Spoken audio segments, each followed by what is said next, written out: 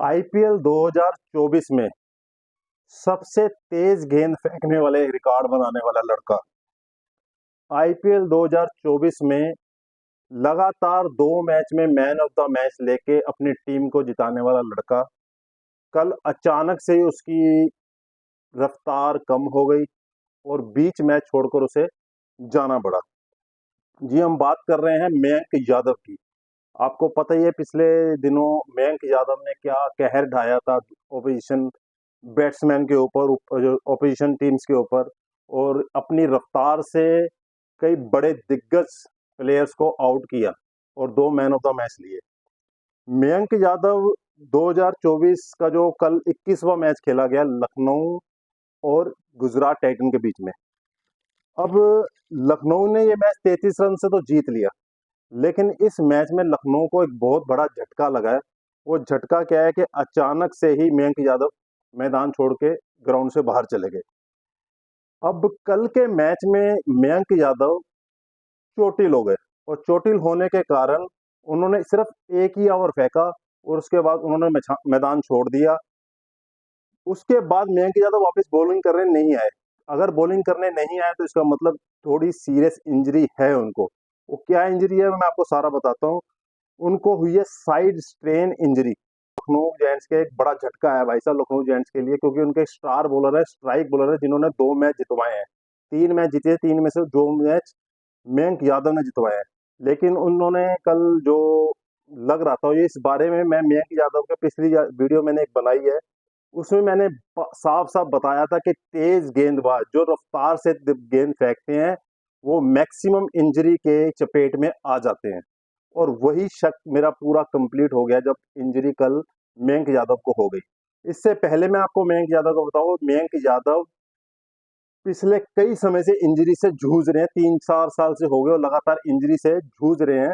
2022 में लखनऊ ने मयंक यादव को बेस प्राइस पे खरीदा था, लेकिन उस सीजन में कोई भी मैच नहीं खेले थे मयंक यादव। 2023 में भी मयंक यादव लखनऊ की टीम में थे, लेकिन इस साल वो इंजर रहे थे और पूरा आईपीएल उन्होंने नहीं खेला था। और 2023 में भी दिल्ली की रणजी टीम से भी उसे उन्होंने बेंच पे बैठ के ही सारे रणजी मैच देखे, खेला कोई भी नहीं। और वही हुआ सॉरी, जिसने 157 की स्पीड इस आईपीएल में फेंकी वो इंजर हो गया। लगातार बार बार इंजरी होने के कारण कल के उनकी ओवर की स्पीड बताऊं, उन्होंने सिर्फ एक ओवर फेंका और उस ओवर में उन्होंने 13 रन खाए और 2 गेंदें 140 की स्पीड पे थी और बाकी सारी 137, 138, 137, 138 की स्पीड पे फेंकी। अब देख लीजिए कितना डाउनफॉल इंजरी की वजह से उनके बॉलिंग में आ गया और वो एक ही ओवर कर पाए और बाहर चले गए और दोबारा करने के लिए ही नहीं आए। तो हम कहाँ सोच रहे थे कि Mayank Yadav T20 world cup की सिलेक्शन टीम में जाएंगे, एक रफ्तार तेज गेंदबाज, लेकिन ये इस इंजरी ने भाई साहब बहुत बड़ा झटका दिया है मेरे को और मयंक यादव के कई फैंस को। अब उम्मीद करते हैं कि जो इंजरी हुई है ये 2-4 मैच तक ही हो, उसके बाद ये ठीक हो जाए और वापस खेलते हुए दिखें, क्योंकि ऐसा बॉलर कभी कभी आते हैं जो रफ्तार से गेंद फेंकते हैं, लेकिन साथ के साथ अपने को फिट रखना, तेज गेंदबाज करने में भाई साहब सीम और स्विंग करने में तो थोड़ा चल जाता है, लेकिन जो रफ्तार से तेज गेंदबाजी करते हैं ना, उसमें फिटनेस पे बहुत ध्यान देना पड़ता है, अपनी बॉडी को पूरे लाइन में रखना पड़ता है। अगर हल्का सा पैर इधर उधर होता है ना, जब स्पीड से भागता है, बॉलिंग करता है, रन अप में आता है, फॉलो थ्रू में आके बॉल फेंकता है, तो उस समय एक एक चीज भाई साहब पूरे शरीर की काम कर रही होती है उस बॉलर की।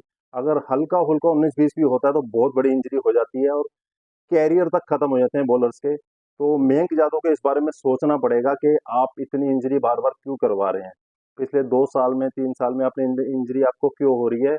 और अब तो बीसीसीआई की छत्र छाया के नीचे आ जाएंगे तो लाजमी बात है कि बीसीसीआई इस पे काम करेगा कि क्यों इनको इंजरी इतनी हो रही है। इस पे पूरा पैनल कोचेस वगैरह या स्पेशलिस्ट जो है इनके साथ लगेंगे।